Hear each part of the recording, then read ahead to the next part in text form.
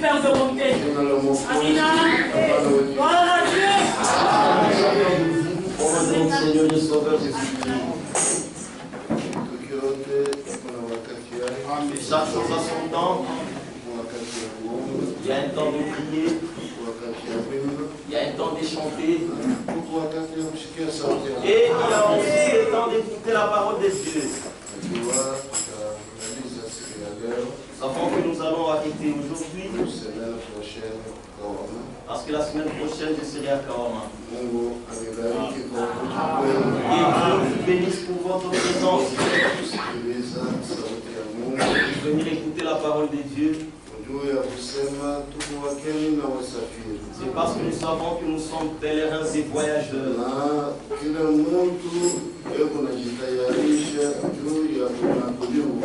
Et chacun de nous se prépare pour son enlèvement.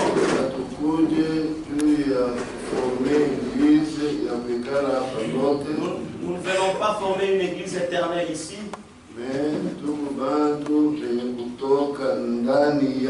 Nous sommes des gens qui sont sortis d'eux. Et nous allons dans. Abraham est sorti d'Égypte. Dans le pays du. Pour aller là où Dieu l'a montré qu'il devait aller. Israël aussi est sorti de l'Égypte. Pour aller en Canaan. Et nous aussi nous avons deux sorties. Nous sortons du monde. Et tous les systèmes. Pour entrer dans les corps de Jésus-Christ. Et après avoir entré dans les corps de Jésus, et nous avons la marche vers le ciel. C'est pourquoi nous nous entraînons. Nous sommes en train de vous enseigner comment se revêtir de toutes les armes de Dieu. Les derniers jours,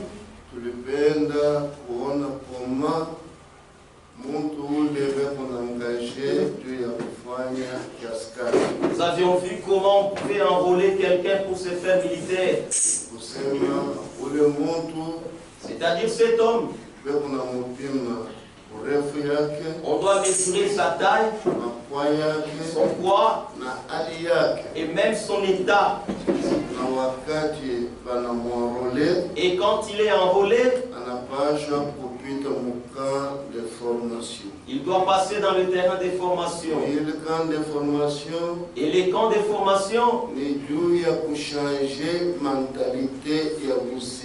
c'est pour changer la mentalité civile. Qu'il ait un autre commandement. Et il doit être dans l'unité. Il doit changer sa nourriture. Il doit changer sa façon de vivre avec les gens. Et on doit lui donner l'uniforme. Et après qu'il ait reçu l'uniforme, il doit entrer dans les champs de tir. C'est pour l'enlever de toute peur concernant les retentissements de l'arme. Et qu'ils connaissent comment retentissent les balles. Et enfin, c'est aller en guerre. La destination d'un soldat, c'est aller en guerre.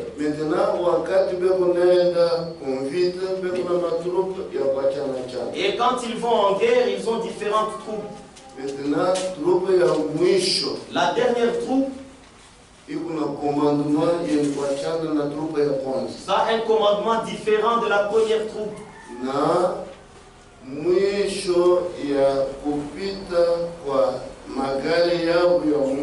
Et après que tous ces chars est passé,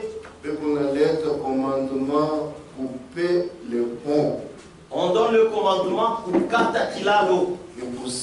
C'est-à-dire, dès qu'on coupe les ponts, ceux qui s'avancent, ou soit ceux qui auront peur, ils ne sauront pas retourner en arrière. Et ceux qui les suivent, ils ne peuvent pas les atteindre. Et en ce moment-là, même le chef de commandement, s'il ne tire pas attention, on peut tirer sur lui.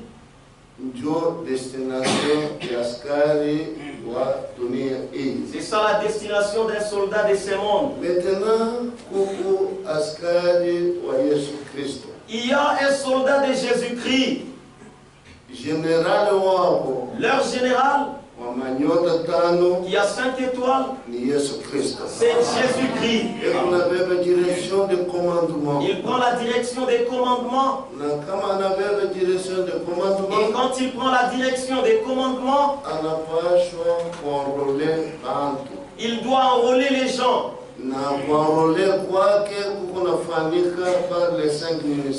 Et son enrôlement s'est fait par 5 ministères. Par la prédication de l'évangile. Et tout celui qui croit, déjà il l'enrôle dans ce chemin. Et dès qu'il est enrôlé, on doit lui donner son uniforme. Ce ne sont pas les uniformes d'épargne, les uniformes des chapeaux, des cravates, des chemises blanches. Non. À panne. L'uniforme qu'on donne à celui qui croit, c'est le baptême du Saint-Esprit. C'est pourquoi tout baptême différent du baptême au nom de Jésus-Christ, c'est un faux baptême. Le véritable baptême, c'est dans beaucoup d'eau. Au nom de notre Seigneur Jésus-Christ.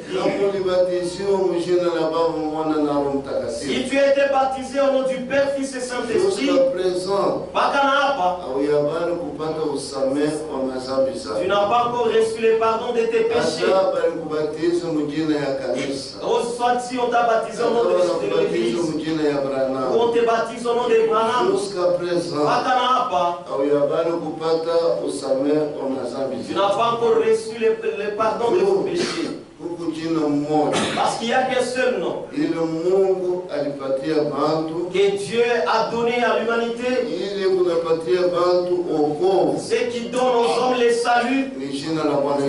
C'est le nom de notre Seigneur Jésus-Christ. Et tout genou au ciel, sur terre, doit fléchir au nom de Jésus-Christ. Et notre centre de la prédication dans cette église, c'est toujours sur Jésus-Christ. Tout ce que nous faisons, que ce soit en parole, que ce soit en acte, nous faisons le tout au nom de Jésus-Christ. Nous pouvons nous tenir debout.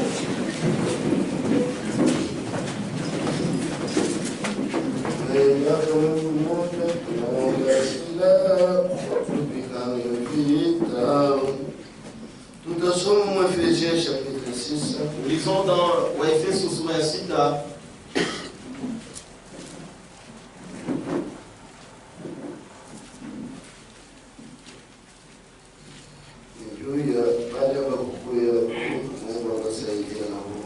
C'est pour cela qu'il n'est pas là et Dieu va les aider aussi.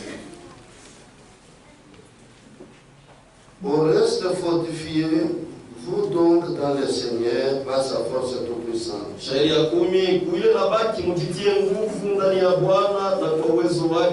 Revêtez-vous de toutes les armes de Dieu,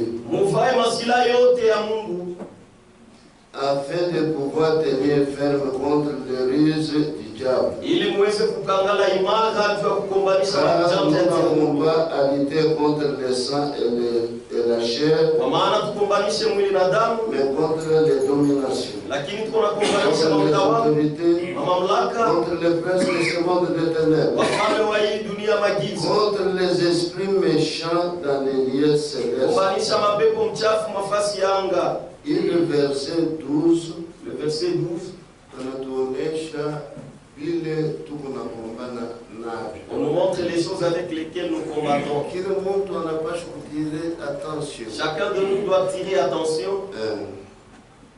Maintenant, au verset 13. Au verset 13, C'est pourquoi prenez toutes les armes de Dieu, ndio kwa maana mbebe masilahi yote ya Mungu afin de pouvoir résister dans les mauvais jours ili mupate kukangala msiku ya mbaya et tenir ferme après avoir tout surmonté. na kusimama imara kisha kushinda yote. Maintenant, voyez les armes. Sasa tuone masilahi. Tenez donc ferme. Msimame basi imara, Ayez à vos reins la vérité pour sentir. mkuwe mkifuno yenu ukweli kama mkaba, Revêtez la cuirasse de la justice. muvale ngapo ya uwaki, Mettez pour chausser à vos pieds les ailes que donne l'évangile de paix. mweke kumikulu yenu bidile kunale bidia injili Mettez kunale salama, par-dessus tout cela un bouclier de la foi mbebe yule ile yote ngapo ya imani avec lequel vous pourrez éteindre tous les traits enflammés du mal. pamoja na ile unaweza kuzimisha mishale yote ya kuwaka ya Mungu. Prenez aussi le casque du salut Mbebe vile vile kofia ya wokovu et l'épée de l'esprit, na mpanga wa Roho qui est la parole de Dieu. yenye kuwa neno ya Mungu. Faites en tout temps, Mfanye wakati yote par l'esprit, toutes sortes de prières et de supplications. kupitia roho aina yote ya maombi na maombolezi. Veillez à cela avec une entière persévérance Mkeshe kuile na kukangamana kote et priez pour tous les saints. na mombee watakatifu wote. Amen. Amen. Não é explicar.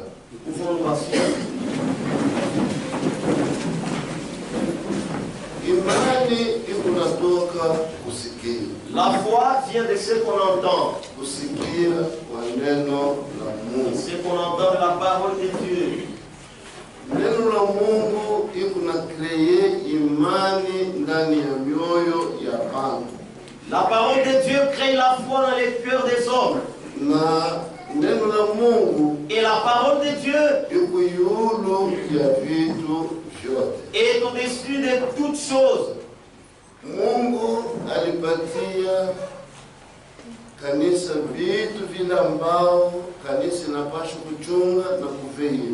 Dieu a donné des choses à l'église afin que l'église garde cela et qu'il veille. Vile Mungu alipatia mwanamke vitu ambao anapaswa kuveia na kuchunga kabisa. Comme ce que Dieu a donné à la femme des choses qu'elle doit garder et veiller sur ces choses. Kwa mwanamke Mungu alimpatia vitu tatu. À la femme, Dieu lui a donné 3 choses.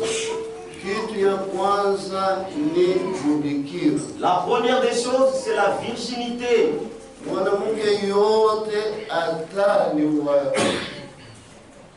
mtu mwanamke wa majimu, Toute fille, toute femme, qu'elle soit folle ou pas, eko nazaliko mtoto yote elle naît toujours. hata ni wa majimu wa mama yake majimu, Qu'il soit d'une mère folle, eko nazaliko mpaka bikira. elle naît toujours vierge. Hata ni wa kahaba wa chini, Même si c'est une fille d'une prostituée, eko nazaliko mpaka bikira. elle naît toujours vierge.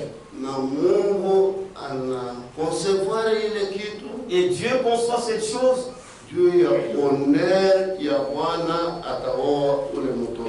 pour l'honneur du mari qui va épouser cette fille. Ndio maana kila sœur C'est pourquoi chaque sœur, kama ulificha ubikira kwako, si tu as gardé ta virginité, hata ulishazala batoto mundomo, même si tu as déjà mis au monde les enfants dans ton mariage, kwa Mungu ayena ce mariage devant Dieu n'est pas valable. baze yulu ya bongo. C'est basé sur les mensonges. C'est pourquoi hatuwezi kuficha kitu hata avant mariage. C'est pourquoi nous ne pouvons rien cacher avant le mariage. Il faut déclarer vitu vyote avant. Inapaswa kusema vitu vyote mbele ya wakati. Na mutingia vizuri mundoa muda ya masiku mingi. Et vous entrerez bien dans le mariage.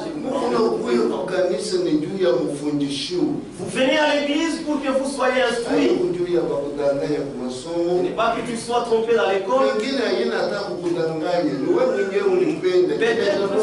Ce n'est même pas qu'on t'a trompé, mais tu l'as voulu par ta propre volonté. On te donne $20, $100 et tu détruis ta virginité. On te donne les points, tu détruis, tu perds ta virginité. Les proches, les amis, ceux de la maison, tu as perdu ta virginité. Non et non. Apana tena apana. Et il faut tirer toujours attention. Inapasha paka kukebaange. Kwa sababu c'est une qualité que Dieu a donnée à la femme.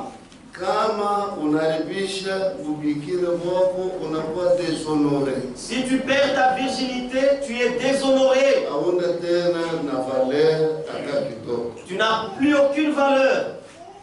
Na kitu ya pili. Et la deuxième des choses, c'est être une femme. Ni kwa mwanamke. Mwanamke eko constitué na caractère yenye kuachana na mwanamume. La femme elle a un caractère différent de l'homme. Mungu alimpatia ile caractère. Dieu lui a donné ce caractère. Ya upole. C'est la douceur. Mwanamke ashikanaka na brutalité. La femme ne doit pas être brutale. Brutalité iko kwa mwanamume. La brutalité c'est à l'homme. Mais kwa mwanamke hapana. Mais à la femme non. Eko na caractère simple. Elle a un caractère simple. Eko humble. Elle est humble. Eko douce. Elle est douce, mon pauvre. Eko calme. Elle est calme. Ma caractère. Ce sont les caractères que Dieu a donné à la femme. Elle n'est pas une femme qui porte des pantalons.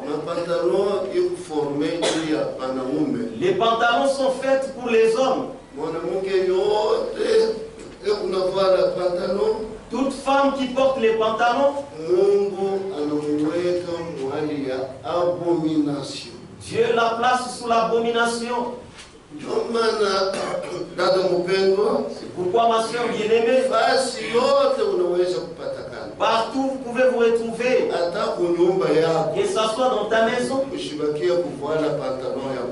ne reste pas porter les pantalons de ton mari. Fais très attention. Il y a une différence. Il y a une différence que beaucoup de gens ne comprennent pas. Dans le service des médecins, on peut te donner les pantalons des médecins. Ça, ce n'est pas le succès. Ça, c'est les pantalons du service. Tu as ça au service. Il n'a pas le choix pour tirer toujours attention. Nous devons toujours tirer attention.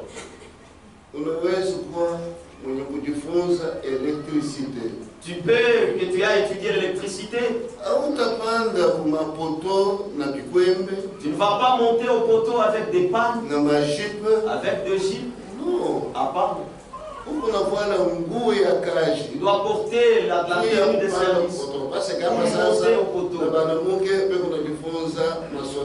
Parce que pour le moment, il y a les femmes l'électricité, la charpenterie et tout ça. C'est pour les travaux.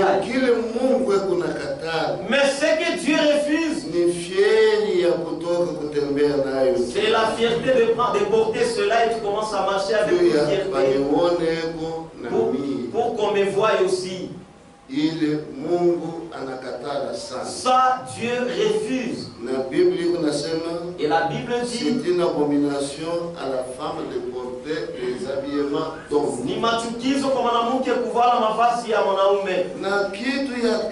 Et la troisième des choses, c'est maternité. Mungu anapatia Dieu a donné à toutes les femmes la maternité. C'est pourquoi, sœur, jeune sœur, si vous avez la grossesse, n'avortez pas cela. Et vous les parents, conseillez vos filles. Elle est engrossée, tu la déplaces. Elle va à l'ICAS, il y a problème ici, elle va où que pour aller avorter. Et quand vous avez le problème des typhoïdes et malaria, non, c'est la typhoïde. Oh, ceci, cela. Apana, tena, apana. Dieu voit. Dieu parle. Et Dieu connaît. Il faut tirer attention. Vous devez tirer attention.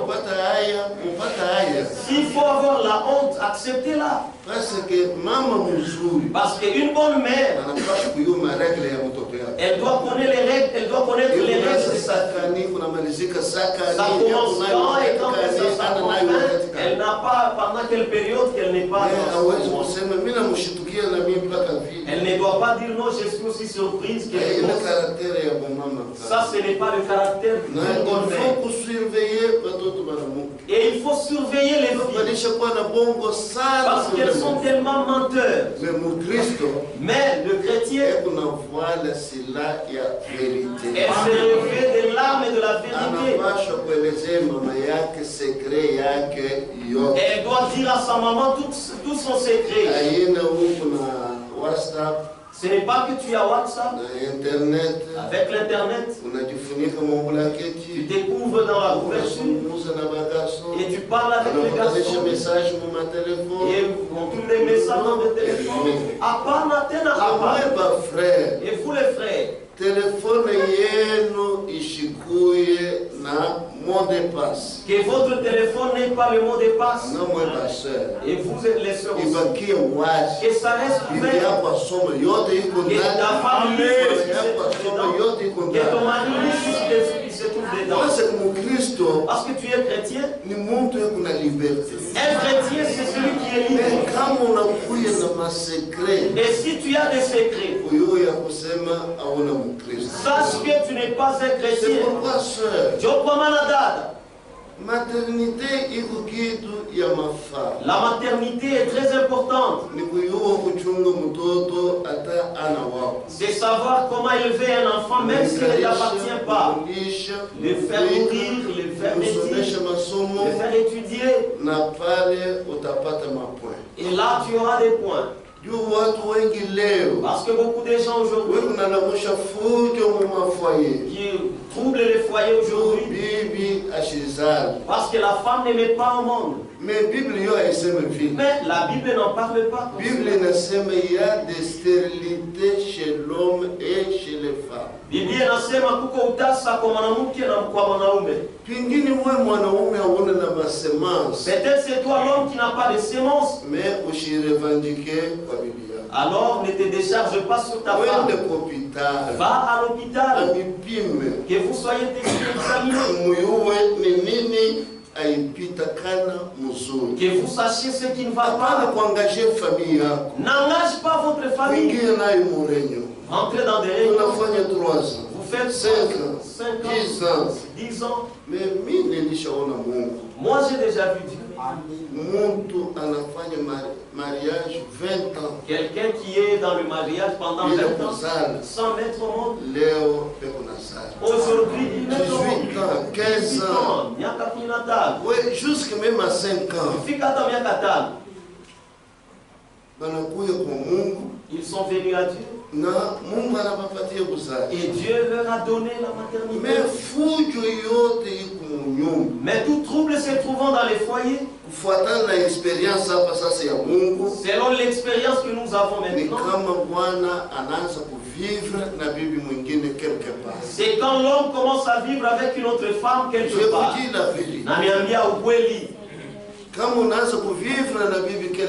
Si tu commences à vivre avec une autre femme, unaleta fujo kwa bibi yako kwa kunyumba. là tu crées le trouble avec ta femme dans la maison. Unielezee frère. Dis-moi mon frère. Busubuhi unapatie bibi 5,000 francs. L'élémentaire, tu donnes 5 000 francs à ta femme. Juu ya chakula ya kunyumba shule yote mshika. Pour la ration du jour. Mais wewe unaenda kuvile. Et toi tu vas en ville. Au restaurant. Tu es au restaurant. Au secret. Tu es en tu prends les sucres, tu prends les pains. Tu es dans les diverses choses. Inapita wewe na 5,000 uliacha kunyumba. Tu dépasses même 5 000 que tu as laissé. Mais à ta concubine là, plus de 5,000. tu la laisses plus de 5 000. Huku injuste. Tu es injuste. Et les injustes n'hériteront pas le royaume des cieux. Nous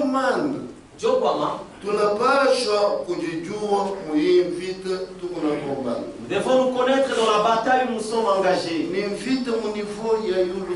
C'est une bataille de plus haut degré. Ce n'est pas comme toutes les autres batailles.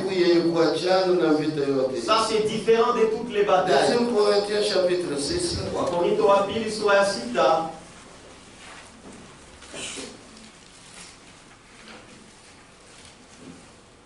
2 Corinthiens chapitre 6. Wakorintho wa pili sura ya 6. Que dit-il?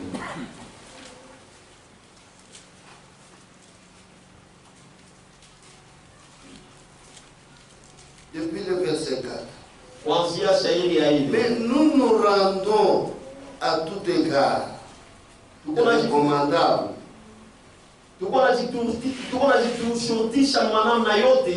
Comme serviteurs de Dieu, par beaucoup de patience, dans les tribulations, dans les calamités, dans les détresses, sous les coups, dans les prisons, dans les troubles, dans les travaux, dans les veilles, dans les gènes, par la piété, par la connaissance, par la longanimité, par la bonté, par un esprit saint, par une charité sincère, par la parole de la vérité, par la puissance de Dieu, par les armes offensives et défensives au milieu de la gloire, de l'ignominie, au milieu de la mauvaise et de bonne réputation, étant regardé comme imposteur. Pourquoi véridique? Quoique véridique, comme inconnu,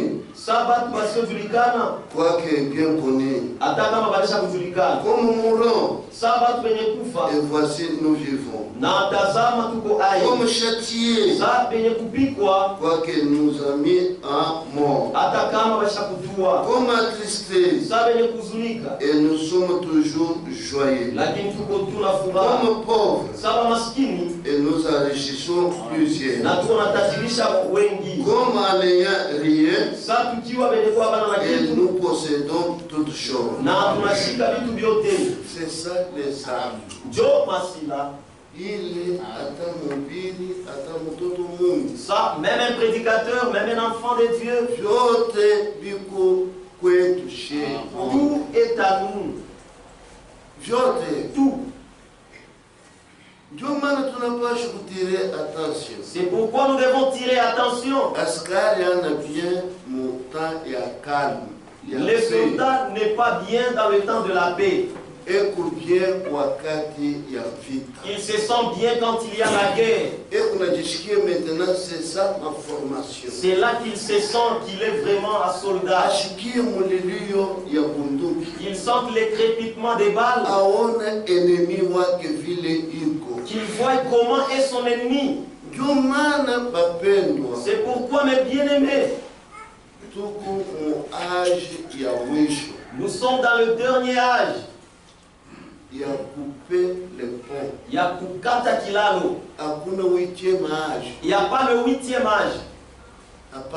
Aïnako. Nous sommes 7e âge. Nous sommes dans le 7e âge.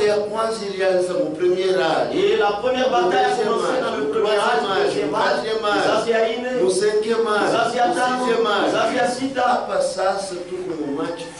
maintenant nous sommes dans le match final. C'est que nous utilisons toutes les armes de la guerre pour combattre avec. Même si tu es seul, tu dois savoir comment lutter. Tu dois savoir comment manier ton arme. Au chapitre 10 des 2e Corinthiens, depuis le verset 3. Si nous marchons dans la chair, nous ne combattons pas selon la chair.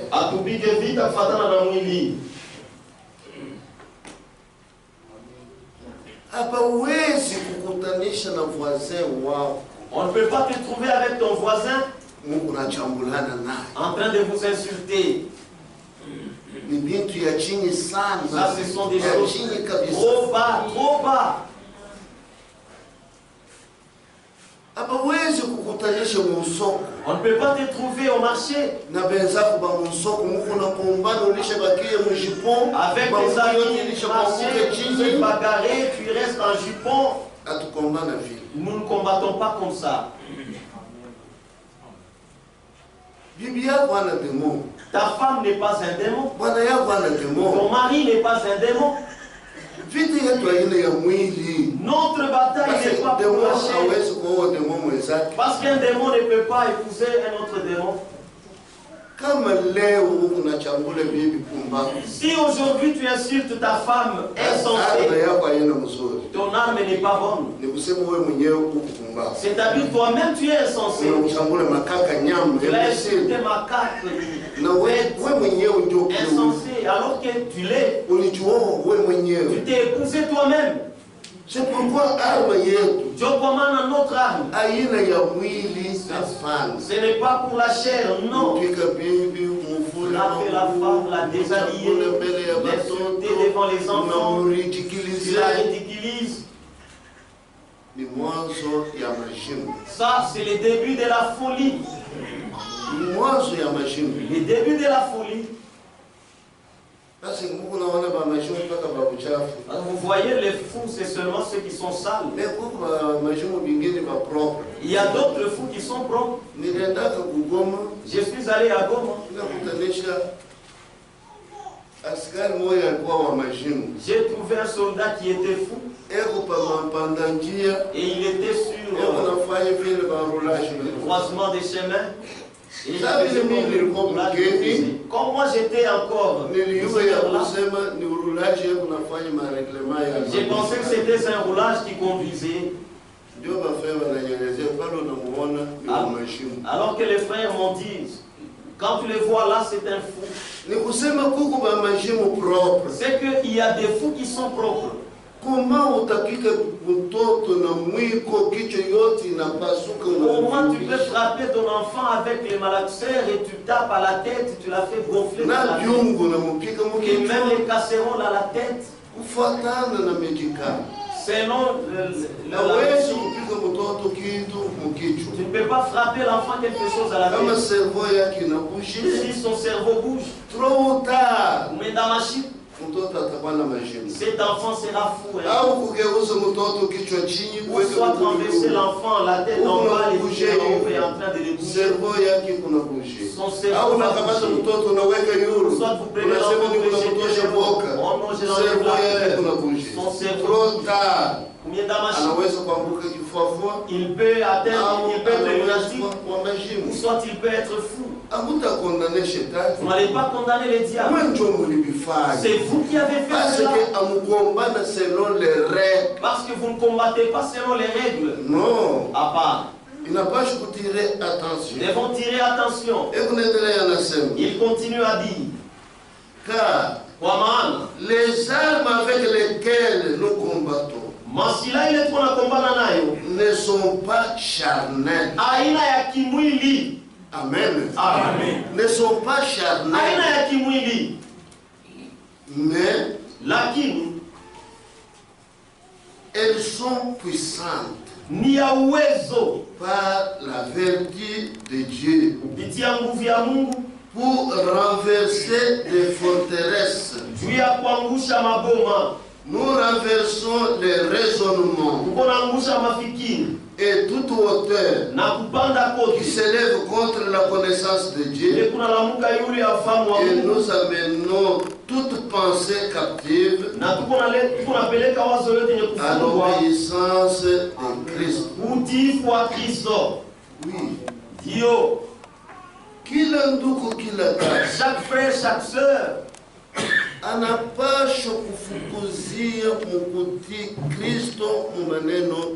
il doit être prompt à obéir Christ dans toutes choses. En toutes choses. Et les soldats, 3 heures du matin, 4 heures du matin, 5 heures du matin, à 5 heures, il y a ce bout. Et les sifflets retentissent. C'est pour qu'ils aillent en douche. C'est pour qu'ils s'habituent. Mwali yelikuwa mzuri atabe kumpori atabe kuwapi taya baridi taya kivukutu qu'il soit en brousse qu'il soit en forêt que ce soit qu'il sache comment faire la bataille en guerre. Mais il kunao kwa upo cette façon de se laver pour eux kunachana na kwetu c'est très différent de notre façon de nous laver. Kwetu notre façon de nous laver ni utakaso ya neno na kunjia ya Roho Mtakatifu. Notre bain c'est par la sanctification par la parole et par tukuna nawishiwa na maji ya neno. Et nous sommes lavés par l'eau de la parole. Juu ya tufanane naye. Pour que nous ressemblons à lui. Nyumbani pale popote, que ça soit à la maison, que ça soit où nous serons, et même au ciel. C'est pourquoi mon Christ. Dieu commande mon Christ. Tafuteni salama na watu wote. Cherchez la paix avec tous. Pasipo utakaso hakuna mtu ataona Mungu. Sans la sanctification, nul ne verra Dieu. Tunapaswa kutakasiwa. Nous devons être sanctifiés. Na mwili yetu, et notre corps, na nafsi yetu, et notre âme, na roho yetu, et notre esprit. Ikuya safi. Que ça soit pur. Juu kunyakuliwa. Parce que l'enlèvement ni ya mafaa. C'est important. Mais inapaswa kutembea vile Mungu anasema. Mais tu dois marcher selon ce que Dieu dit. Psaume 15. Dans Psaume 15, neno la Mungu inasema nini? Que dit la parole de Dieu? Psaume chapitre 15. Zaburi 15. Depuis le verset 1er. Kuanzia sheria yake ya kwanza. Éternel. Ewa milele. Qui séjournera dans ta tente? Nani atakaa mwema yako? Qui demeurera sur ta montagne sainte? Nani atadumu kwa mlima wako takatifu? C'est lui qui marche dans l'intégrité yule anayetembea munyofu et qui pratique la justice. Na anayetumikia haki. Est-ce que uko na ile bunduki au hapana? Est-ce que tu as cette arme ou pas? Juu ya ufika mulima takatifu. Pour que tu arrives à la montagne sainte. Mwendo yako yuko integre au hapana? Est-ce ta marche est intègre ou pas? Est-ce que uko na pratiquer justice au hapana? Est-ce que tu pratiques la justice ou non? Justice ya Mungu c'est sa parole. La justice de Dieu ni neno lake. Est-ce que uko na vivre neno la Mungu? Est-ce que tu vis la parole de Dieu ou pas? Neno la Mungu au hapana? Mais tu en pratiques la parole de Dieu ou pas? Qui dit la vérité selon son cœur. Nous sommes en Éphésiens. Nous avons lu dans Éphésiens. Il faut voir la vérité comme ceinture. Il faut se revêtir de la vérité comme un kaba. Partout où tu peux te trouver. Il ne calomnie point. Apana kukalomnier frère ou sœur. Ne faut pas calomnier la sœur ou soit un frère. C'est un péché. Nizambi. Qui ne calomnie point avec sa langue. Ulachizingiziane na ulimi wake. Et ne fait point de mal à son semblable. Na sifanshe mabaya jirani wake. Frère, c'est votre semblable. Ndugu, sœur, c'est votre semblable. Dada ni jirani Ta wako. femme, c'est votre semblable. Mke wako ni jirani Ton wako. mari, c'est votre semblable. Bwana yako ni jirani Voisin wako. wako, c'est votre Votre semblable. voisin ni jirani wako. Maintenant, tu compares. Maintenant compare-toi Tu ya kunyakuliwa kwako. pour ton enlèvement. Uko salama na watu wote Tu es au en hapana? paix avec tout le monde ou pas? Et il ne jette point l'opprobre sur son prochain. Na siwekake haya kubwa yulu ya jirani yake. Vous dénigrez Uzarau. muntu. Dénigrer quelqu'un. Dénigrez frère, vous dénigrez sœur. Kupatisha haya dada, kupatisha haya ndugu. Munenda mu famille, Vous allez dans la famille, munafanya réunion ya famille. vous faites une réunion familiale Dénigrez. et vous êtes en train de vous dénigrer. Tout avancer hata kidogo. Vous n'allez pas avancer, pas même un seul jour. Il me regarde avec dédain celui qui est méprisable. Yashangali yake na kudharau mule mwenye kudharauliwa. Mais il honore ceux qui craignent l'Éternel. Lakini anaheshimiaka wenye kumwogopa Honore Mungu. les frères, même s'ils n'ont pas les moyens. Heshimia ndugu hata kama Honore hana. les sœurs, Heshimia même s'ils batata n'ont pas les moyens. hata kama bana na manamba. Respectez-les. Ubaheshimie. Ubaheshimie. Na mbingu itakuwa wazi kwako. Et le ciel sera ouvert pour toi. Et il ne se tracasse point. Na hashangaikake. Et il fait un serment à son préjudice. Na anafanyaka kiapo préjudice Ili yake. huko na lapo. Les vœux que tu fais à Dieu. Mungu kama unanitunza, Si tu me guéris, kama mon Dieu, Mungu unanibariki, si tu me bénis, utakufanyishia hivi, je ferai ceci utafanyishia pour toi. kanisa hivi, Je ferai à l'église utatendea ceci. kanisa hivi. Je ferai à l'église ceci. Ilapo huko na lapo. Est-ce que les vœux que tu fais, Neno la Mungu inasema la parole de Dieu dit, fanya angi wakati kuingia munyumba ya Mungu. fais attention quand tu entres dans la maison de Dieu. Usifungule kinywa yako mbio mbio juu ya kufanya vilapo. Ne sois pas rapide à ouvrir ta bouche Na pour kisha faire un unashindwa vœu. kuvitimiza. Par après, tu ne sais pas l'accomplir. Fanya angi. Fais très Il attention. n'exige point d'intérêt de son argent. Asishurutishake faida ya fedha yake. Oui. Dio. Hapana kukopeshana franga na intérêt. Ne donne pas crédit ton argent avec intérêt. Au munga wako na intérêt. Ou soit ta farine avec intérêt. Maraki yako na intérêt. Ou bien les haricots avec intérêt. Niko napatia bantu franga ya intérêt. Oh non, je donne aux gens l'argent à crédit à intérêt. Quelque part neno la Mungu inasema. Quelque part, la parole de Dieu dit, Kama unakopesha mtu franga, si vous donnez à crédit l'argent à quelqu'un, usimfuata. n'allez même pas le suivre. Usimfuata. Ne le suis pas. Il faut yeye moyo akakuripa. Il faut que lui-même vienne Kusema payer nini? cela. Hatuwezi kukopeshana franga tu itatuletea Qu'est-ce que cela maproblème. veut dire? Nous ne pouvons pas nous endetter l'argent parce que ça va créer des problèmes. Utaanza kukatisha mambo kubajaka na kwa pastori. Vous allez commencer à amener des problèmes au pasteur, au diacre. Oh non, je lui ai donné à crédit $1. Maintenant, il a pris la part et mis. Ole kwa ule Mungu. Malheur à celui Ekunaongeza ndeni kwa ndeni ingine. qui ajoute crédit sur crédit. Na Biblia inasema Et la Bible dit, kama huku nabeba mandeni, si tu prends des crédits, atakunyang'anya na kitanda ya munyumba. on va même te prendre les lits de ta Utalala maison mudongo. et tu vas te coucher par terre. C'est pourquoi bishipatakana katikati yetu. Je crois maintenant que ça ne se trouve pas parmi nous. Itakosesha bantu kuingia mumbili. Parce que ça va faire rater d'entrer au ciel aux gens.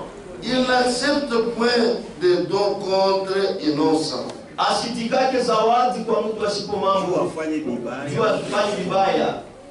Fanya angi sana. Fais très attention. Ushibebe franga juu ya kuua mtu mwingine. Ne prends pas un don contre l'innocent. Ushibebe franga juu ya kuiba vitu vya mtu Ne mwingine. prends pas l'argent pour aller voler les choses d'autrui. Na yoyote Et tout celui kuna participer qui participe kumambo mubaya à de mauvaises choses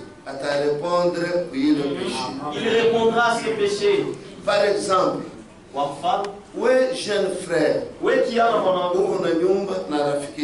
tu partages la maison avec ton ami. Et tu vois ton ami qui s'amène avec une jeune femme. Ce n'est pas sa femme. Mais toi tu leur laisses la maison pour qu'ils restent là pour mettre la.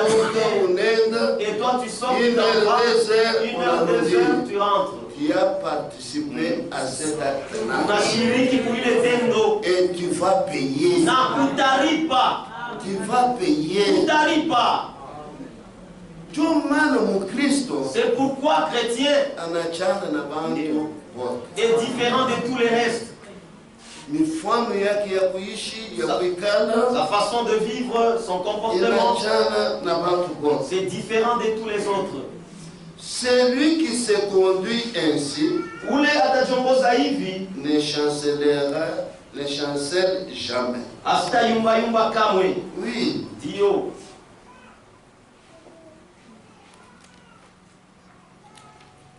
Somme. Zaburi.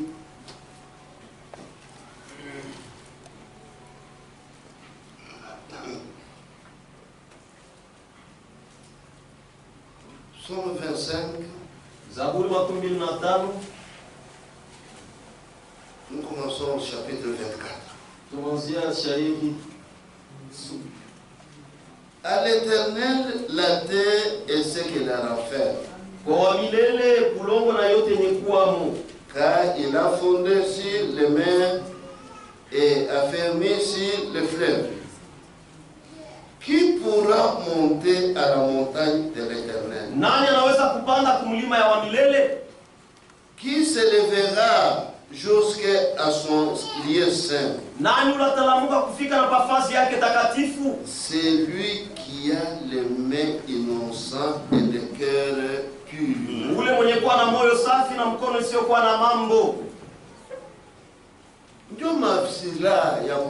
Ce sont là les armes que nous devons porter. Parce que nous sommes dans la guerre et non pour la chair. Que tu aies les mains innocentes. Que tu aies un cœur pur. Celui qui ne livre pas son âme au mensonge. Et qui ne jure pas pour tromper. Oh, tu vas au bureau des diacres. Nous avons fait 3 jours sans rien manger. Si vous pouvez nous aider, sinon les enfants risquent de mourir. Mais dans ton cœur, tu sais que c'est faux. Sache que tu n'avanceras pas. La miséricorde de Dieu et de son salut. Voilà le partage de la génération qu'il invoque. Et ceux qui cherchent ta face, Dieu de Jacob.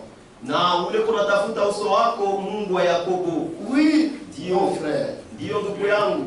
Fais Franck et Franck dit ceci.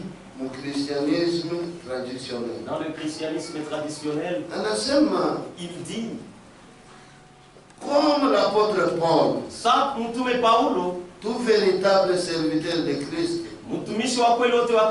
aura soin de prêcher l'évangile de telle manière que tous parviennent à vivre une vie agréable à Dieu.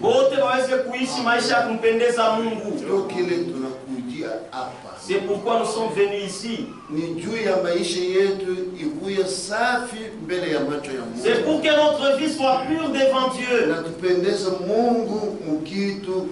Et que nous soyons agréables à Dieu en toutes choses. Il continue à dire, pour que je sois ministre du Christ envers les nations, exerçant la sacrificature dans l'évangile de Dieu, afin que l'offrande des nations soit agréable agréable, soit étant sanctifié par l'Esprit Saint. Ce thème de la sanctification fait également partie de la prédication du plein évangile. Dans Hébreux 12-14, il nous est dit clairement: poursuivez la paix avec tous.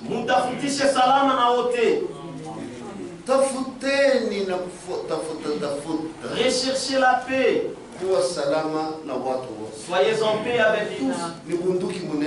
Ça, c'est une grande arme. Que tu sois un enfant de paix. Parce que ton Dieu, c'est un Dieu de paix. Oui, mon frère. Nous sommes dans un temps très mauvais. Nous sommes dans un temps très mauvais. Regarde-toi toi-même. Est-ce que tu es en paix avec tout le monde ou pas? Ou soit dans l'église. Il dit: poursuivez la paix. Faire apprendre, c'est une affaire à prendre au sérieux. Il est dit ici de ceux qui ont cru. Ça, ce n'est pas une affaire des païens. Ça, c'est pour vous qui avez déjà cru. Qui ont été justifiés, régénérés, qui sont nés de nouveau. Que sans la sanctification, on ne verrait point le Seigneur. Cela signifie que sans cette sanctification, ils n'auront aucune part à la première résurrection. Et ils ne seront pas transmués.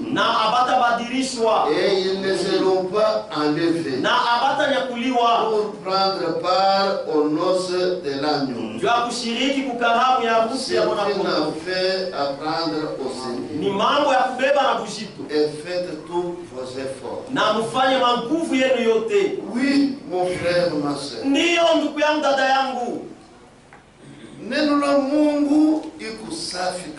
La parole de Dieu est pure. Nous devons nous revêtir de toutes les armes de Dieu pour savoir comment nous pouvons lutter, combattre. Le Seigneur dit: ne vous vengez pas. C'est une arme. Priez pour ceux qui vous maltraitent, ou pour ceux qui vous persécutent. C'est une arme. Amen. Frère, ne traduis pas un frère ou une sœur en justice.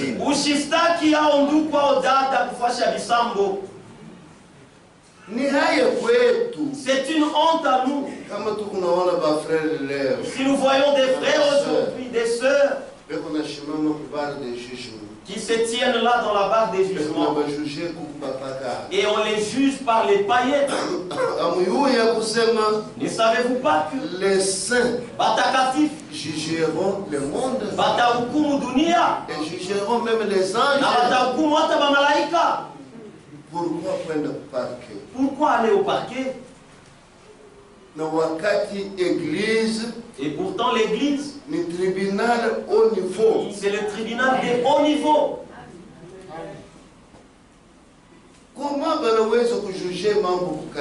Comment on peut juger ton problème à l'église? Dites-vous, on a appuyé mon mari ou soit on a appuyé ma femme. Sache que les jugements de l'église, nous ne prenons aucune considération de l'homme. Nous jugeons tout le monde selon la parole de Dieu au même niveau.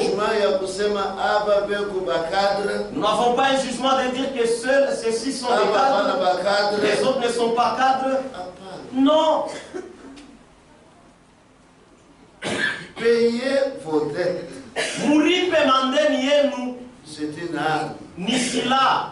Na bale beko na mitumikia makazi. Et ceux qui travaillent pour vous, Mubalipe. vous devez les payer. Ni Mungu ndio anasema. C'est Dieu qui a dit. Marie, aimez vos femmes. Babwana mupende babibi yenu. Abasema upende semeki yako. On n'a pas dit d'aimer ta belle-sœur. Unaleta haya Ça sana. fait tellement honte. Unabeba buloko yake ya bibi yako. Tu prends la petite sœur de ta femme. Peut-être na 5 ans. Saa zingine kwa miaka 5 Unamufikisha mu 6 ans. elle atteint 6 ans, 7 ans. 7 ans, 8 ans. 8 ans, Unamuandikisha masomo. et tu l'inscris à l'école, Unamujie makaye. tu lui payes les cahiers, Unamulipia tu minerva. payes les minérales, Unamujie masiliki. tu lui achètes les sous-vêtements, Unamujie vilato. tu lui achètes les chaussures. Anafika à l'âge de 15 ans. Elle atteint l'âge de 15 ans, Au anakuwa kwa universite au anakuwa kwa secondaire. soit elle est au secondaire ou soit à l'université. Unamubeze je? Comment tu l'as baisé? Unaona utupu yake namna gani? Comment tu vois sa nudité? Ulimupatia mimba je? Comment tu l'as engrossé? Ibiti haya Ça sana. c'est tellement honteux. Semeki yako. Ta belle-sœur, ta belle-sœur. Mais kama una sera Kristo kwa nyumba yako itakuwa chini. Maintenant, si tu as la sœur en Christ dans ta maison, C'est pourquoi moi ba jeune sœur. c'est pourquoi vous les jeunes sœurs, Kama tajaka moya alikukamata kulishiba. si un diable t'a touché au sein, ou soit tu te l'as baisé, va voir ton pasteur. Amen. Même si tu es une femme libre, un diable t'a touché, ou soit un frère t'a touché, va voir ton pasteur. Nous ne sommes pas une église de malfaiteurs.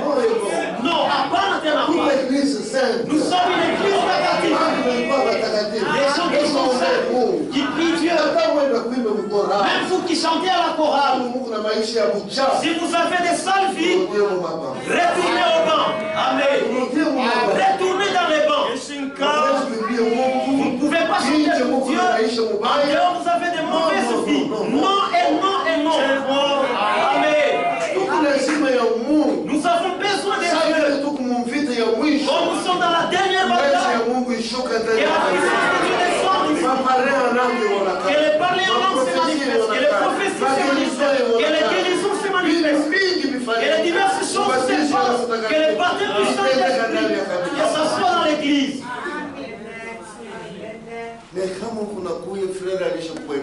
Mais si tu viens que le frère t'a hébergé et que personne ne connaît, même si quelqu'un ne connaît pas, Dieu connaît. C'est pourquoi nous sommes dans la dernière bataille. Nous sommes dans la dernière bataille, mes bien-aimés. Ce n'est pas le temps de jouer. Regardez Joshua. Askari Msuja. Dieu l'a entraîné. Si vous voyez les instructions que Dieu a données à Josué, d'où?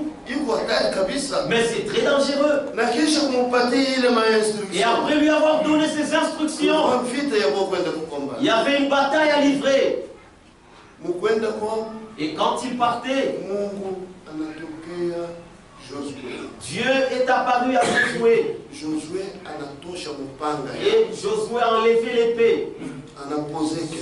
Il a posé la question. Qui es-tu? Tu es notre ennemi ou ça tu es l'un de nous? Les ennemis de cette église, ce sont les frères et sœurs qui ont des mauvaises vies dans cette église. Amen. Ce sont là les ennemis de cette église. Et Dieu a dit, je vois que j'ai des soldats sérieux. Il a dit, Josué, enlève tes chaussures. Parce que là où tu te tiens, c'est un endroit saint. Et Josué a vu que ici j'ai affaire à Dieu. J'ai affaire avec Dieu. Et Dieu lui confia la mission. Il a dit maintenant, il y a des pays que tu vas conquérir et que vous puissiez conquérir afin d'aller de l'avant. Ils sont partis. Ils ont vaincu la première guerre. Et la deuxième guerre, on leur avait dit, ne prenez pas les choses qui sont vouées à l'interdit. Notre Dieu, c'est un Dieu d'interdit. C'est un Dieu d'interdit. Tu crois le Seigneur Jésus-Christ. Cette histoire des boissons, tu crois le Seigneur Jésus-Christ. Cette histoire d'adultère finie. Tu crois le Seigneur Jésus-Christ. Cette histoire des fétiches finie. Regardez dans Jérémie, Sourate Kumi.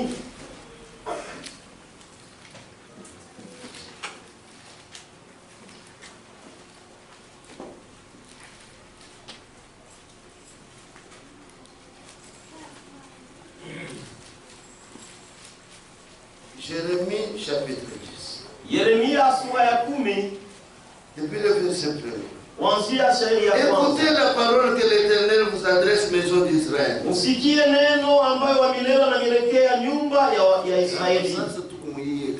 Maintenant nous sommes dans cette église. Dieu vous parle. Ainsi parle l'Éternel.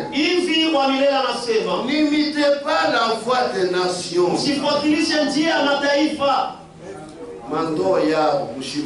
Leur mariage, n'imitez pas. Leur façon d'épouser et leur coutume, n'imitez pas. Vous êtes des gens particuliers. Ne craignez pas les signes du ciel. Parce que les nations les craignent. Car les coutumes des peuples ne sont que vanité. Les coutumes des Congolais, c'est vanité. Les coutumes des Katangé, c'est vanité. Les coutumes des Kassaï, c'est vanité. Les coutumes des Angolais, c'est vanité. Les coutumes des Russes, c'est vanité. Les Belges, c'est vanité. Les Français, c'est vanité. Les Américains, c'est vanité. Amen. Amen. Toutes les coutumes. Ni ubatili. Dis-moi aujourd'hui, dans ces messages, le frère vient pour épouser chez toi. Vous demandez des choses et tu demandes même l'arme. C'est pour que tu fasses quoi avec? Après tu dis, pour prendre ma fille, tu dois aussi téter les seins qu'elle avait tétés. Ça, ni m'a dit cela. Non. Apana? Non. Apana. Soyons des chrétiens. Faisons des choses de la manière chrétienne. Oh,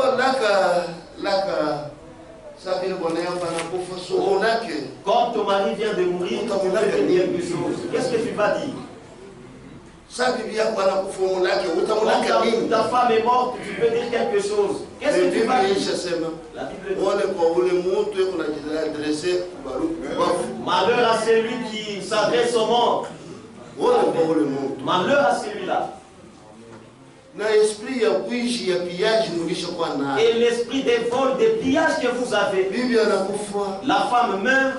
Tu t'accordes avec les païens. Tu viens piller toutes les choses de la maison. Vous n'êtes pas des bons frères. Vous n'êtes pas des bons frères. Vous ne vous occupez pas des enfants. Mais achète ta moto.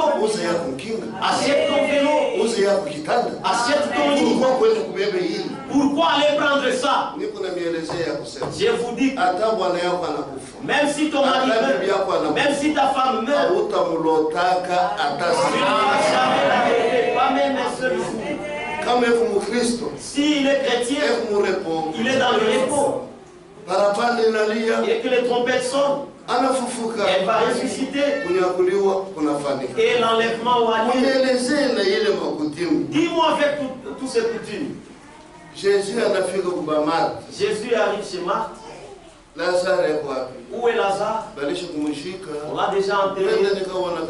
Alors que je vois sa tombe. Il a pleuré comme un homme, comme son ami. Mais de l'autre côté, ils se sont déjà partagés ses biens. Ils se sont déjà partagés. Maintenant Jésus arrive là. Ôtez la pierre. Oh, il est déjà mort, il pue. Marc, ne sais-tu pas que je suis la vie? Lazare, sors, toka, d'où? Lazare est ressuscité. La parole que nous prêchons ici, nous n'allons pas nous arrêter à Jésus a dit chasser les démons, ressusciter les morts. Amen. Ça va se faire dans cette église. Ça va s'accomplir. Mais ça demande la sanctification. Ça demande la sanctification. Pour que Dieu agisse.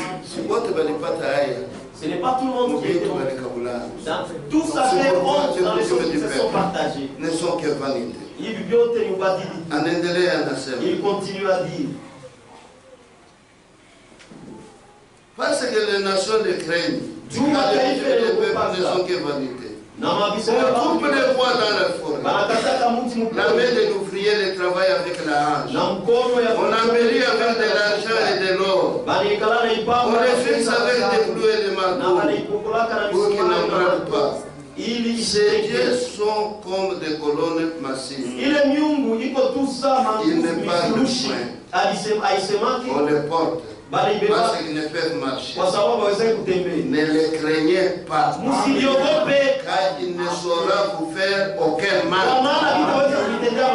Ils sont incapables de faire du bien. Frère, mon frère,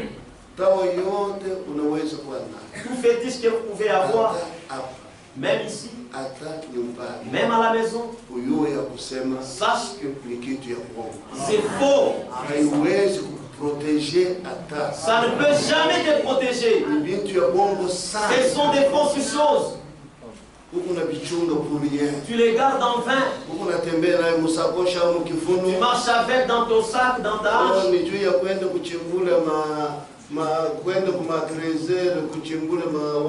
C'est pour aller creuser l'or, les cuivres. C'est faux. Si Dieu ne te les donne pas, personne ne te les donnera. C'est Dieu qui t'a fait ces choses. Ses enfants ne sont même pas allés à l'université. Ils ne sont même pas ministres. Il n'a même pas une maison valable. Mais il te donne les fétiches des gens. Mais tu ne vois pas que tu es aveuglé. C'est ça la sorcellerie. C'est des vins là. Ce sont les sorciers. Il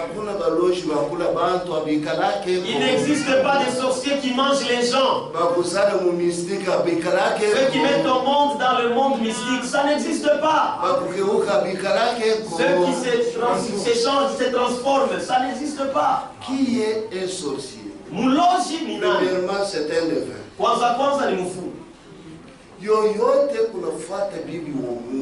Tout celui qui suit la femme d'autrui, c'est un sorcier. Nimuloshi. Amen. Yoyote kuna uo mwenzake, Tout celui qui tue l'autre, c'est un sorcier. Nimuloshi. Yoyote kuna devierge mtoto wa Tout bantu, celui qui dévierge la fille d'autrui, c'est un sorcier. Nimuloshi. Les bandits à main armée, Bavandi va m'armer. comment bakoyaka muyo? Comment ils ne viennent pas pendant la journée, ils ne viennent que la Ce sont nuit. des sorciers. Nimuloshi. C'est pourquoi, frère, Dieu commande en nous. tout déjà au dernier combat. Nous sommes dans la dernière bataille. Tout kuna shindo kwa Yesu Kristo. Nous sommes en train de vaincre par Jésus. Kama ilikuwa juu ya Yesu Kristo, Si ce n'était pas par Jésus-Christ, hatuwezi kuweza. nous ne serons pas Kwa vaincus. nguvu yetu hatutafanya kitu. Par notre force, nous ne ferons rien.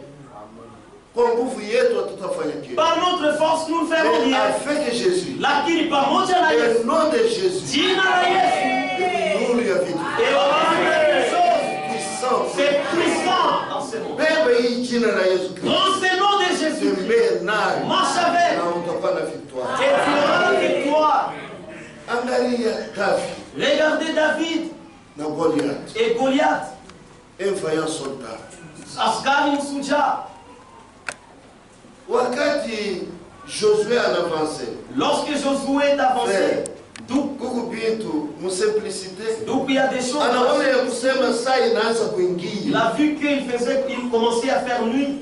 Josué anasema wewe juu, Et Josué a dit, toi soleil, simama kukaa. arrête-toi là. Wewe mwezi, Toi simama lune, kukaa. arrête-toi là. Frère, Donc, anakuya sana ni créateur. il est devenu comme un Il a créateur. créé vile vitu. Il a créé toutes ces choses. Mais ni mtu sawa wewe sana. Mais c'était un homme comme toi et Mais moi. par l'esprit de Dieu, Lakini kupitia roho, alisimamisha jua, il a arrêté le soleil, il a arrêté la lune. David un vaillant soldat. David askari msuja, Anasema wewe Goliath, il a dit, toi Goliath, haina mafleshi yako, ce ne sont pas tes flèches, haina vyote huko na. ce ne sont pas toutes ton Mais armure. je viens seulement Lakini nakuja avec le nom de l'État. na jina wa milele. Na anabeba maiko tano Et il a pris 5 pierres na mpira yake, et avec sa lance, banaanza kula, banaanza vita. il commença à livrer bataille. Goliath anasema, Goliath a parlé, il a parlé, lakini David anamwangalia. David le regarde. Anasema pale nilikuwa kwetu, Il a dit, quand j'étais chez niko nous, nachunga kondoo ya j'ai bazari. gardé les brebis de mon père. Simba iliingia, Les lions est bila entré mkata. et il a déchiré, je Musa l'ai déchiré. aliingia, bila mkata. L'ours est Mais venu, je vous l'ai êtes déchiré. incirconcis. Maintenant, qu'en est-il de toi, incirconcis? Frère, Donc, il faut être circoncis. il n'a pas chaque fois dans votre Un véritable soldat, askari wa kweli, eko najisantiri ye mwenyewe, il se sent d'abord lui-même, hata eko katikati ya batu, même s'il est parmi les ennemis, eko najiangalia mbele. il se regarde d'abord. Anasema il faut nikufuata na adui wangu, Il s'est dit, je dois mourir avec deux de mes ennemis. nikufuata na adui wangu. Et je meurs avec l'un de mes ennemis. Anabeba mpira yake, Il prend sa lance analashe. et il a lâché. Frère, Donc, le Saint-Esprit suit. Roho Mtakatifu inafuata, Fulani hapana, pas dans la poitrine, mpaka ukichwa c'est mzuri. seulement sur les fronts, Ule Mungu ma raisonnement. là où il y a des Il faut raisonnements. renverser toutes les Ya raisonnements. kuangusha mafikiri yote. Bah! Kile banaona Ce qu'on a vu, ekunenda et anaanguka il chini. était là, il est tombé. David anakimbia, David s'est accouru, anafika, il est arrivé là, anamufinyanga mkilari, il a piétiné sa poitrine, il a pris sa machette et il a pris la tête, il a pris la tête et il a percé. Il a dit cela. Voyez votre ennemi, il vient de mourir. venez. Kujeni, Kila muntu chacun akufwe na adui wake. doit mourir avec son ennemi. Na unapasha kujua wako adui. Et tu dois connaître ton ennemi. Juzi nilionyesha kusema le premier ennemi c'est toi-même. Avant-hier, je vous avais dit, adui wa kwanza ni wewe mwenyewe. Na wewe mwenyewe. Que tu meurs en toi-même. Tabia yako yote, Avec ton tabia caractère, yako yote, avec ta mifano façon yako de vivre yote. et dans tout ton comportement. Oui, mon frère, ma soeur. Dio ndugu yangu, dada yangu, Nous sommes à la fin de temps. Regardez les problèmes qui se passent dans le monde entier. Les tremblements de terre qui s'est fait là, il y a 50 000 personnes qui sont mortes. Faisons attention. Préparons-nous. Cherchons le Saint-Esprit. Si tu n'as pas encore cru, aujourd'hui c'est ton jour de salut. Un seul Dieu, son nom est le Seigneur Jésus-Christ. Et la vie éternelle. Inclinons nos têtes. Oui, mon frère, ma soeur. Nous sommes dans le dernier combat. La parole de Dieu dit, prêchez la bonne nouvelle. Celui qui croira et qui est baptisé sera sauvé. Celui qui refuse sera condamné. La parole de Dieu est claire devant toi. Jésus-Christ est ici. Il a besoin de toi. Il dit, venez plaider. Même si vos péchés sont rouges comme les cramoisis, je les rendrai blancs que neige. Le vrai baptême, c'est dans beaucoup d'eau. Au nom de notre Seigneur Jésus-Christ. Ce n'est pas t'asperger de l'eau sur la tête. Non, c'est te submerger, et tu meurs avec lui dans sa mort et dans sa résurrection. Qui est celui-là, enfant de Dieu? Que Dieu appelle ce matin. Que tu reçoives ton salut. L'Église ne te sauvera pas. Et même moi je ne te sauverai pas. Mais Jésus-Christ qui est ici est capable de sauver. S'il y a un frère ou une soeur, même là-dedans, la parole de Dieu a touché ton cœur. Lève-toi et viens à l'autel. Aujourd'hui c'est le jour du salut. Tu as écouté sa parole. N'endurcis pas ton cœur. Cet évangile, vous ne l'entendrez jamais nulle part. Dieu te montre ses voies. Il veut t'enrôler. Et tu sois soldat de Jésus-Christ. Qui, mon frère, ma soeur, qui veut être soldat de Jésus-Christ, qu'il s'élève et qu'il s'avance à l'autel. Les têtes des gens inclinées, n'aie pas honte. C'est lui qui aura honte de moi devant les gens. J'aurai aussi honte de lui devant mon Père. N'ayons pas honte, ne recevons pas la honte devant Dieu. La parole de Dieu est claire.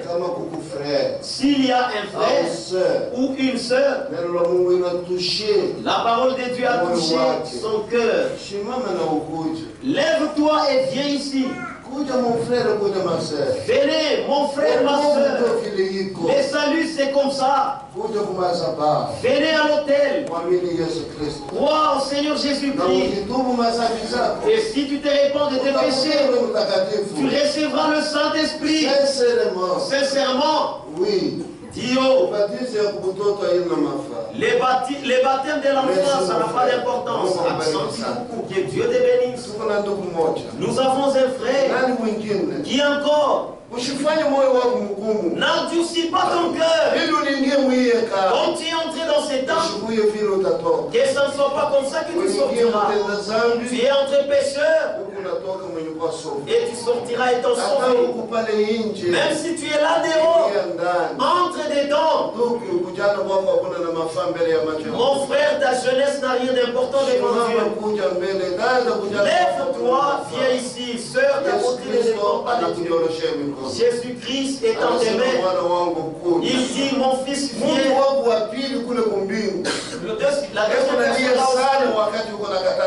Il pleure à chaque fois que tu ne veux pas croire.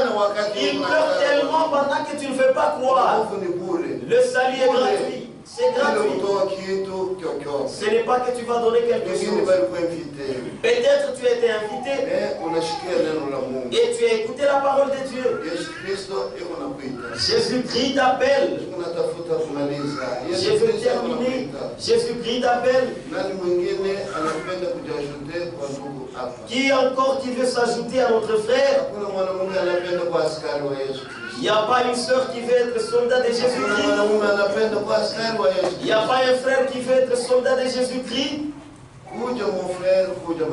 Viens mon frère, viens ma soeur. Le sang de Jésus est ici. Que cela se déverse sur toi. Dieu a dit, venez plaider. Et il va te laver. Et tu deviendras blanc plus que neige. Et le Saint-Esprit touche seulement ton cœur.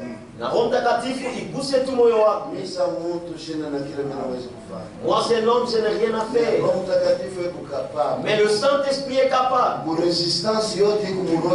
toute résistance se trouvant dans ton cœur, que ça sorte et que tu te tiennes et que tu t'avances à l'autel et que tu reçoives Jésus-Christ, que tu sois baptisé dans ton nom au nom du Seigneur Jésus-Christ et que tu reçoives ton salut.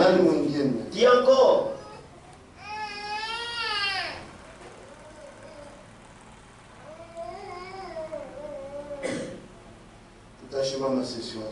Lèvons-nous tous.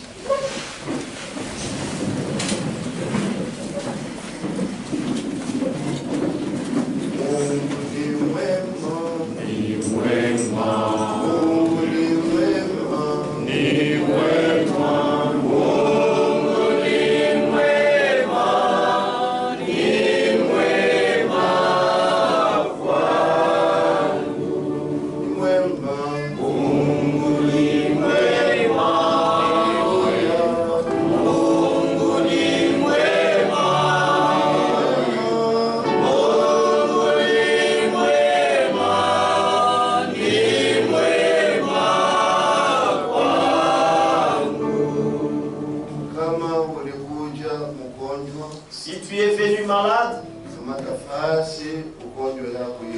touche là où se trouve ta maladie. Je sais qu'avant-hier nous avons prié pour les maladies. On posait la question, qui est-ce que tu as guéri après la prière? Touche là où il y a ta maladie. Il peut te guérir aujourd'hui. Il peut te guérir en cours de chemin. Il peut te guérir à la maison. Il peut te guérir demain. Ou soit il peut te guérir. C'est ta foi qui a fait. Notre Père qui es aux cieux. Merci au nom de notre Seigneur Jésus-Christ. Parce qu'il t'a plu que cet âme soit sauvée. Reçois-la au Seignor Dieu. Nous ne sommes pas là uniquement pour les âmes. Nous sommes ici encore pour la chair. Tout celui qui est entré malade et qui l'a touché là où se trouve sa maladie, toute la maladie n'est qu'un démon. Si dans Jésus-Christ, que ces démons sortent et qu'il laisse la place. Par tes meurtres, et donc Seigneur Jésus-Christ, que tout malade reçoit sa guérison. Merci notre Dieu. Je recommande ce culte au conducteur au nom de notre Seigneur Jésus-Christ. Amen. Et tous les malades, par votre foi, que Dieu vous guérisse. Amen.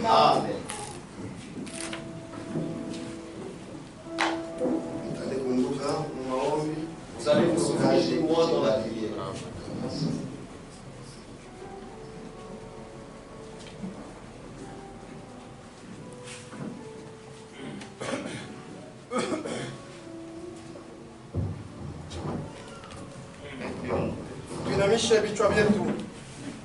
Nous venons d'écouter la parole de Dieu.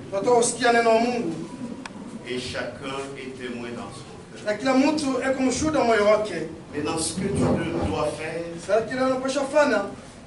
c'est de revenir à Dieu. Dieu t'a parlé. Mungu anasumbulia na wewe. Et tu connais là où tu lui as été infidèle. Na ushajua ni wapi pale ulikosa uaminifu. Et nous savons une chose. Na tunajua kitu moja. Dieu nous aime. Mungu anatupenda. C'est pourquoi il nous parle de la sorte. Kwa maana anekana sema nasi hivi. Ça ne sert à rien de résister. Aisaidie kitu kukangala. Dites au Seigneur. Umwambie Bwana. Tu m'as vu. Awaliniona. Et tu ne veux pas que je continue comme ça. Na upende niendelee hivi.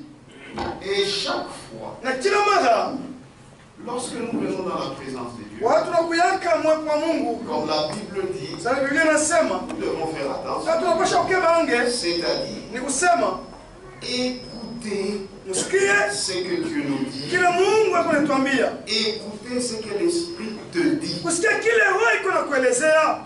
Ce que Dieu veut aujourd'hui, Kile Mungu anapenda leo c'est ce qui a été dit ici. ni ile imesemewa hapa. C'est la volonté de Dieu pour aujourd'hui, Ndio mapenzi ya Mungu leo pour ce matin. juu ya hii asubuhi. C'est pourquoi même quand tu entreras dans la prière, Ndio hata watu tengia maombi mais tu dois prier pour ça. unapasha kuombea ile mambo.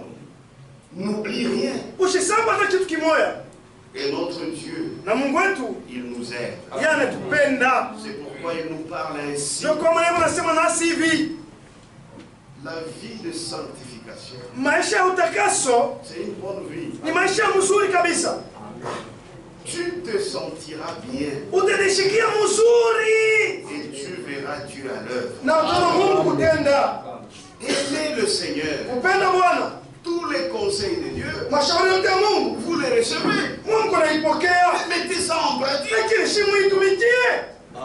N'écoutez jamais ce que vous dit votre corps. Ujisikie kama kile mwili yako iko nakuelezea. La Bible dit, Biblia inasema la chair et le sa sang mwili na damu n'hériteront point le royaume. havitarudi kama ufalme wa mbingu. C'est pourquoi quand Dieu te dit quelque Ndio chose, watu Mungu anakwambia kitu fulani. il te dit d'abandonner. Anakwambia kwamba Abandonne. ujiache.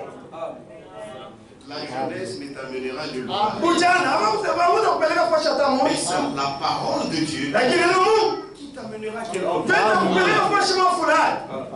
Ne fais pas du théâtre. Wasifanye mateatre. Crois sérieusement. Waamini sana tu kabisa. Jeune fille, Kijana mwanamke, mais garde ta virginité. si chunga ubikira wako. Jeune garçon, Kijana mwanamke, garde la pureté. chunga usafi.